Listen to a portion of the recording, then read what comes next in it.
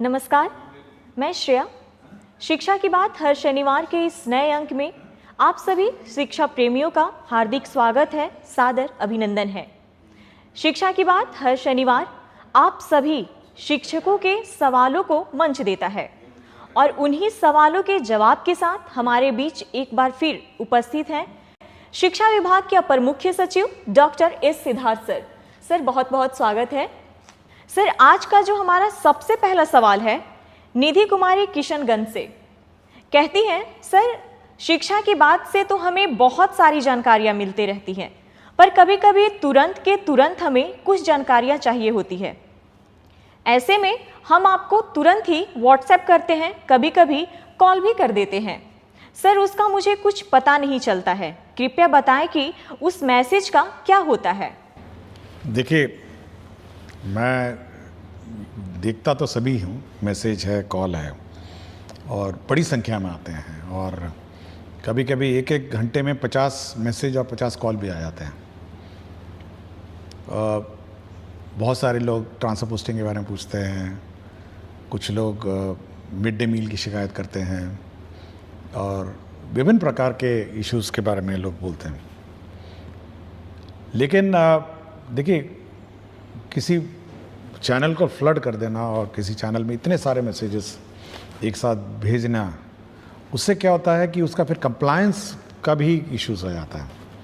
हम लोगों ने एक ग्रीवांस हैंडलिंग सिस्टम बनाया था, आपको याद होगा, मैं पिछली बार भी मैंने कहा कि आप उसमें पोस्ट करिए, उसको मैं रोज़ सुबह और शाम देखता हूँ और देखता हूँ क्या कार्रवाई होती है। अगर आप व्हाट्सअप, अगर आज जैसे आपने 9 बजे मुझे किया, 11 बजे होते होते वो आपका 150वां मैसेज हो जाएगा। मतलब वो इतना नीचे चला जाएगा कि उस मैसेज का अहमियत और उस पर कोई ध्यान ही नहीं जाएगा मेरा, क्योंकि हर घंटे 50 मैसेज, 60 मैसेज, 100 मैसेज आते हैं। कॉल भी बहुत आते हैं और सारे अननोन नंबर से ही आते हैं। जैसे आप देखते हैं टीचर लोगों का सारे अननोन रहता है। मैं कभी कभी मैं सबको नोट करता हूँ और मेरा कार्यालय कॉल बैक करता है।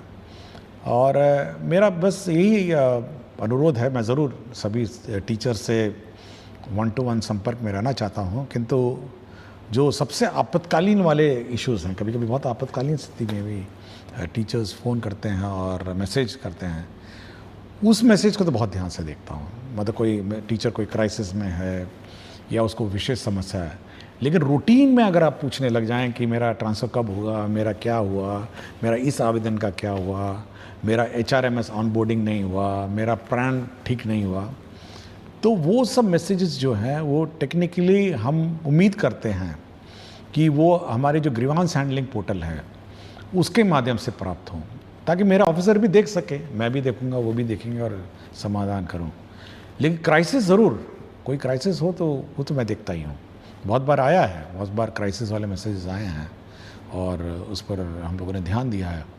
बट बहुत ध्यान रखना पड़ता है कि पता चला वो क्राइसिस वाला मैसेज पहुंच गया 250 मैसेज पे और जो साधारण या रूटीन मैसेज जो है वो चले जा रहे हैं।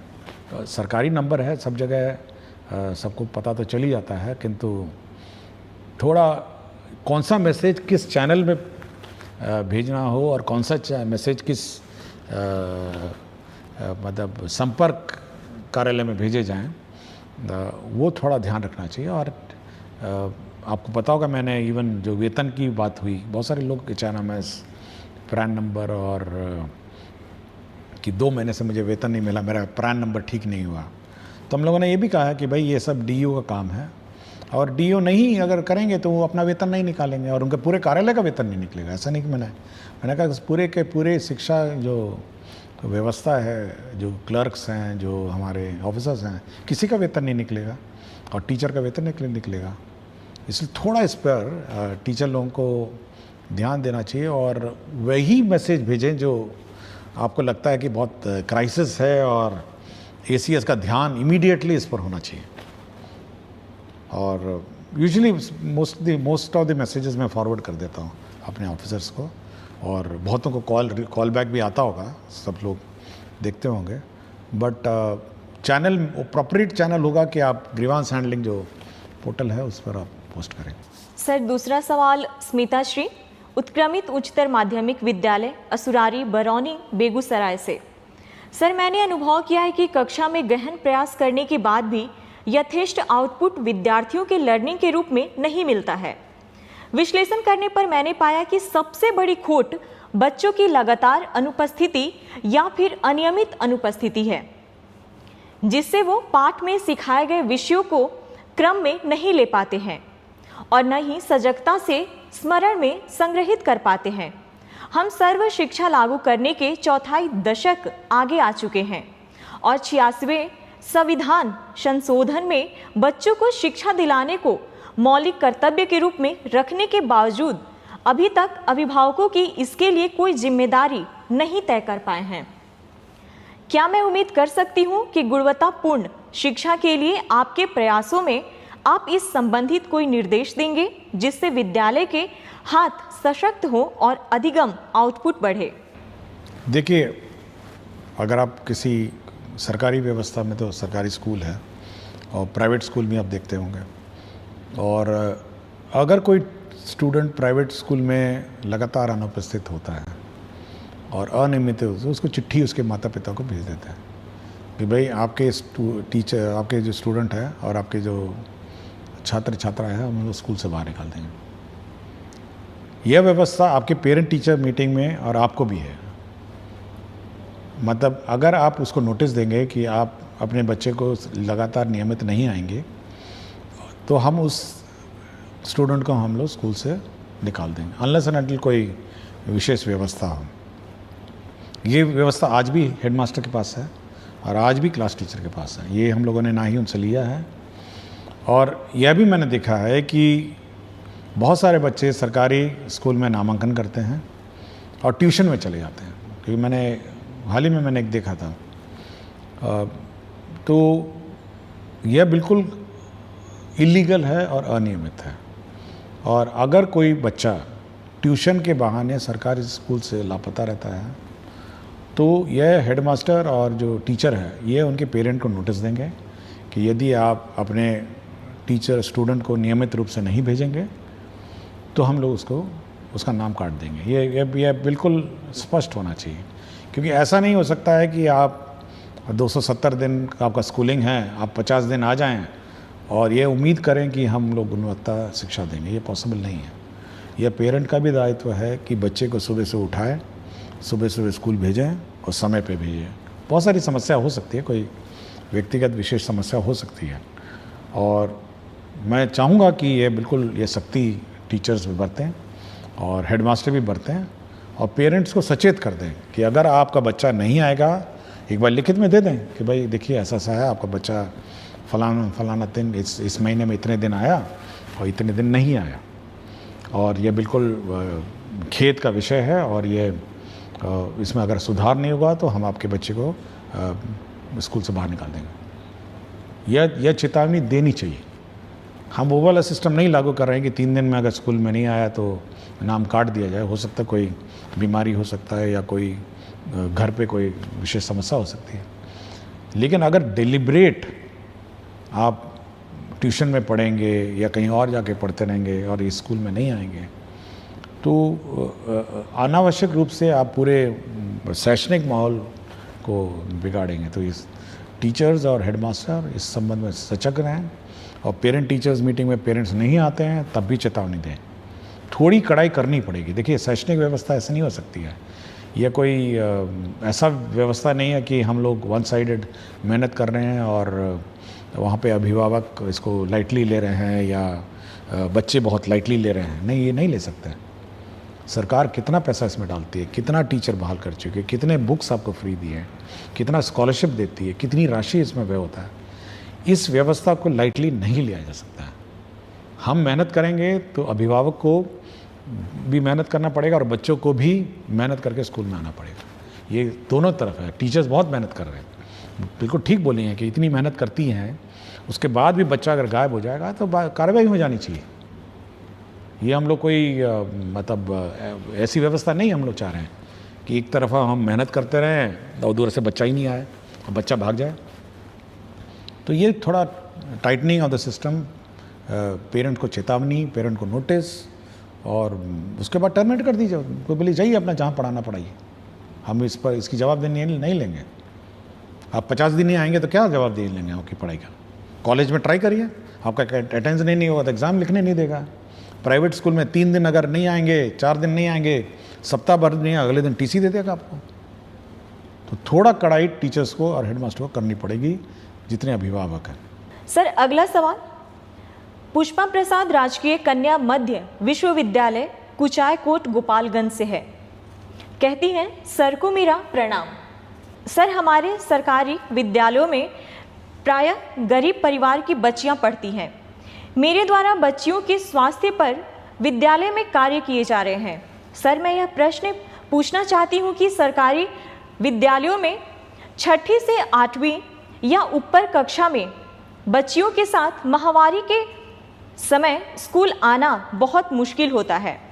सरकार के द्वारा सैनिटरी पैड मशीन की व्यवस्था स्कूल को कैसे उपलब्ध होगी, जिससे कि बच्चियों की पढ़ाई उस दौरान बाधित नहीं हो सके? देखिए, राज्य सरकार द्वारा एक योजना चलाई जाती है, मुख्यमंत्री किशोरी स्वास्थ्य योजना, और राज्य सरकार सभी को डीबीटी के माध्यम से 300 रुपये देती है। हम लोग पहले लेट देते थे साल के अंत में, इस बार हम लोग शुरू में देना चाह रहे हैं और ये अगला 1 महीना में ये भी ट्रांसफ़र हो जाएगा। देखिए, हम लोग का ये इच्छा है कि ये जो पैसा है ये बच्चियां अपने आप पूल कर सकती हैं, 300 रुपये हैं, फिर वो सैनिटरी नैपकिन खरीद सकती हैं और स्कूल में स्टॉक कर सकती हैं, और जब जब लड़कियों को आवश्यकता हो तो उसका प्रयोग कर सकती है। मैं अभी हाल ही में आरा में एक स्कूल में गया था, तो लड़कियों ने एक रूम का नाम पिंक रूम लिखा हुआ था, उन्होंने पिंक कलर का सब कुछ पेंट किया हुआ था, पिंक रूम।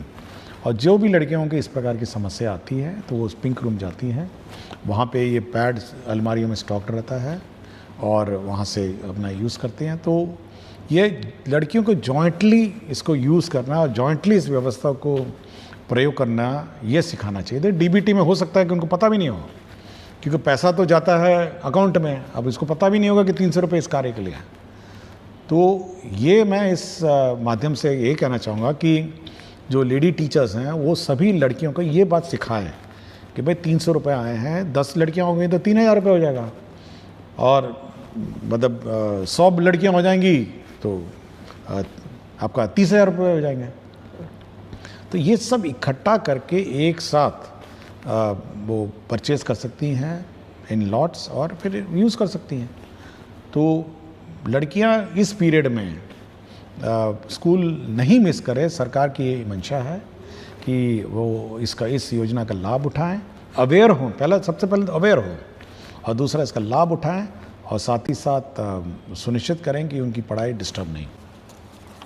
सर अगला सवाल अंकित कुमार करते हैं, मैं एसीएस सर से ये कहना चाहता हूँ कि आप स्कूल के साथ साथ बच्चों को जेईई नीट लेवल के लिए स्पेशल टीचर को लाया जाए, जिससे बिहार के ज़्यादा से ज़्यादा बच्चा आईआईटी और एम्स में जा सके।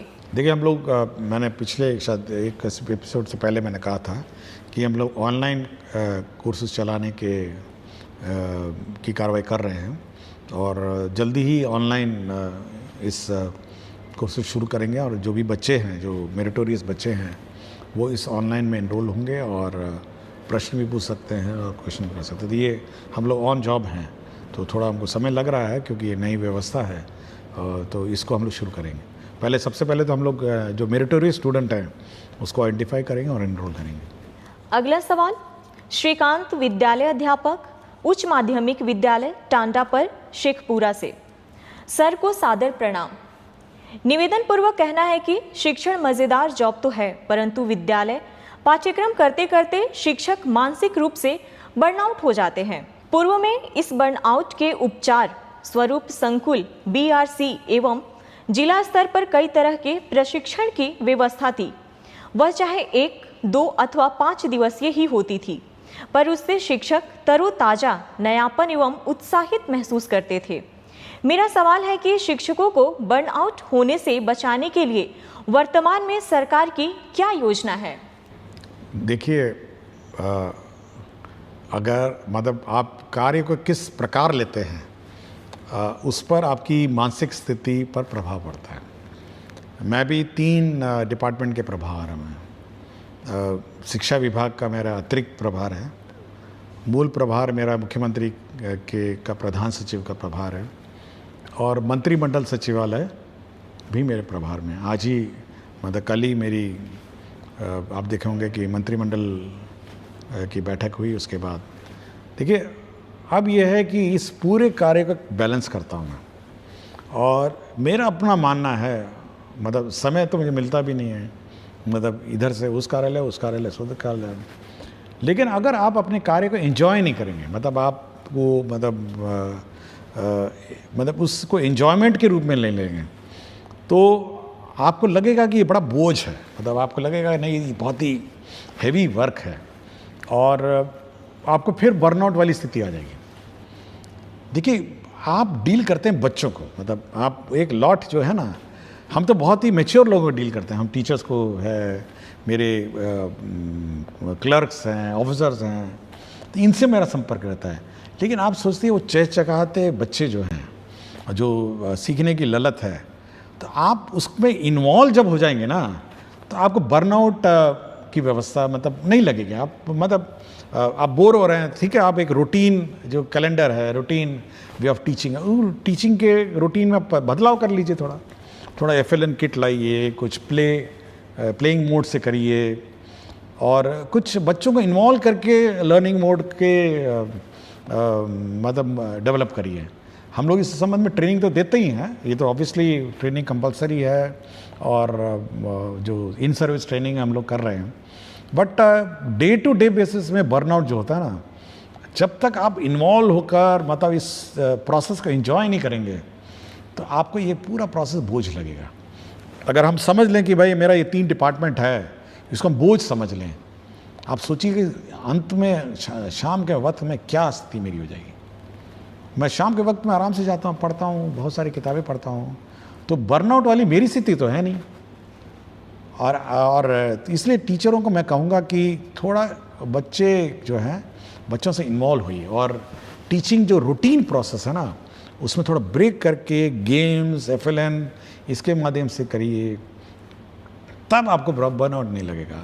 और कोशिश करिए, हम लोग कुछ व्यवस्था निकालेंगे, बाद में टीचर्स को बुलाएंगे कि कैसे इस व्यवस्था को और सुदृढ़ किया जाए, बट मेरा अपना कहना है कि थोड़ा बच्चों के बीच बैठ के मतलब हंसी मजाक ही चलिए सही 5 मिनट, तो बर्नआउट की स्थिति आपकी ठीक हो जाएगी। मैं भी करता हूँ, कभी कभी मैं मतलब मजाक करता था 5 मिनट, तो मैं बिल्कुल ठीक ठाक हो जाता हूँ। तो ये थोड़ा आप कर सकते हैं। अगला सवाल श्रवण कुमार, प्रभारी प्रधानाध्यापक, प्राथमिक विद्यालय भरतदास मंदिर, रोसड़ा, समस्तीपुर से। कहते हैं विद्यालय के लिए भूमि जो कि अतिक्रमित उपलब्ध रहने के बावजूद भवन निर्माण न होने के कारण डायस कोड निलंबित है, जिससे बच्चे सभी वित्तीय लाभ से वंचित रहते हैं।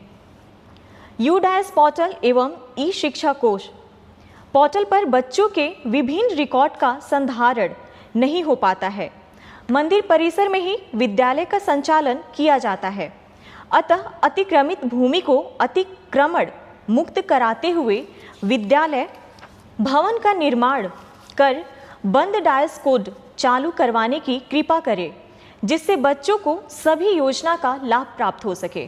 देखिए हम लोग एक नया स्ट्रक्चर बना रहे हैं कि पूरे राज्य में जितने भी स्कूल हैं उसका रेवेन्यू रिकॉर्ड्स बनाएं, और हर स्कूल में कितनी ज़मीन है, कितना इंक्रोच्ड है, तो भू संपदा पदाधिकारी जो होंगे और सहायक भू संपदा पदाधिकारी वो इन सभी जो विद्यालय हैं इसका रेवेन्यू रिकॉर्ड मेंटेन करेंगे। तो ये व्यवस्था हम लोग सभी स्कूल्स में कर रहे हैं, और एक पूरा इन्वेंट्री बनाएंगे कि ये ज़मीन है स्कूल की, इतनी ज़मीन है और इंक्रोचमेंट इतनी है, तो इस इंक्रोचमेंट को रिमूव किया जाए। तो भू संपदा पदाधिकारी और सहायक भू संपदा पदाधिकारी इसकी बहाली हम लोग जल्दी करेंगे, जो इस रेवेन्यू रिकॉर्ड को मेंटेन करेगा, मॉनिटर करेगा और इंक्रोचमेंट फ्री सभी स्कूल्स को करेगा। सर अगला सवाल संध्या और दीपा, वर्ग 5वीं, प्राथमिक विद्यालय प्रखंड कॉलोनी, फुलवारी शरीफ, पटना से। सिद्धार्थ सर, जब आप मेरे स्कूल में आए थे तो मुझे बहुत खुशी हुई थी, और जब हम छात्रों को मेडल पहनाकर सम्मानित किए थे तो और ज़्यादा खुशी हुई थी। लेकिन मैं कुछ कहना चाहती थी आपसे, लेकिन कह नहीं सकी। मेरे मन में कुछ प्रश्न हैं जो कि मैं सिर्फ आपसे कहना चाहती हूँ। क्या आप कभी हम बच्चों से भी बात करें? देखिए, कुछ दिन पहले मेरी किलकारी से बात हुई थी और मैं अब कोशिश करूँगा कि एक बार बच्चों की सभा आयोजित करेंगे और राज्य में सभी बच्चों को बुलाऊंगा, कुछ कुछ बच्चों को, 50-60 बच्चे, ज़्यादा बच्चे तो बुला नहीं सकता हूँ, लेकिन कम से कम 50 बच्चों को बुला के एक बार बैठ के बात करूँगा फिर से। तो कोशिश करूँगा कि उनकी बातें, उनके मन की बात सुनूं और बच्चों के मन में बिल्कुल निष्पक्ष भाव से बोलते हैं और कोई बायस नहीं रहता है और कोई जात पात, अमीरी गरीबी, ऊंच नीच, किसी का भी उसमें भाव नहीं रहता है। वो बिल्कुल निष्पक्ष बोलते हैं और निष्पक्ष भाव से अपने विचार रखते हैं और बहुत सारी जो व्यवस्था सुधरी हैं वो बच्चों ने ही आइडिया दिया था। कुछ तो टीचर्स भी दिए हैं बट बच्चों के आइडियाज़। तो मैं कोशिश करूँगा कि कम से कम 50 बच्चों को बुला के अगली बार बात करके मैं उनसे बात करने की कोशिश करूँगा। अगला सवाल मोतबर आलम नवसृजित प्राथमिक विद्यालय कमार डांगी किशनगंज से। महाशय, शिक्षा विभाग की तरफ से कक्षा 1 से 5वीं तथा 6ठी से 8वीं के बच्चों के लिए एक जैसा बेंच डेस्क मिला है। क्या 1 से 5वीं के बच्चों के लिए छोटे छोटे बेंच डेस्क की व्यवस्था है? देखिए, हम लोग अब बेंच डेस्क जो है अब एज वाइज है कर रहे हैं। हम लोग जो छोटे बच्चे हैं उसमें जूनियर बेंच हम लोग व्यवस्था कर रहे हैं और रंगीन बेंच है, लाल, पीला, हरा, नीला। तो इसलिए अब सीनियर बेंच जो है, बेंच डेस्क अलग होंगे और जूनियर अलग होंगे। तो इस साल हम लोग जूनियर बेंच डेस्क सैंक्शन कर रहे हैं ताकि जूनियर जो बेंच हैं वो बच्चों के लिए उपलब्ध हों। और हम चाहेंगे जहाँ जहाँ जूनियर क्लासेस में जो सीनियर बेंच लग गए हैं उसको सीनियर क्लास में शिफ्ट कर दिया जाए और जूनियर बच्चे, छोटे छोटे बच्चे जो है छोटे बेंच पे बैठे। तो इस साल हम लोग सैंक्शन कर रहे हैं। अगला सवाल नवीन कुमार प्राथमिक विद्यालय हरपुर होरिल में विशिष्ट शिक्षक हैं। कहते हैं, सर मेरा ये आग्रह है कि अगर सारे विद्यालय में कम से कम एक स्मार्ट बोर्ड की व्यवस्था हो जाती तो पढ़ाने में बहुत मदद मिलती। सर, आने वाले दिनों में विभाग इस पर कोई प्लान है?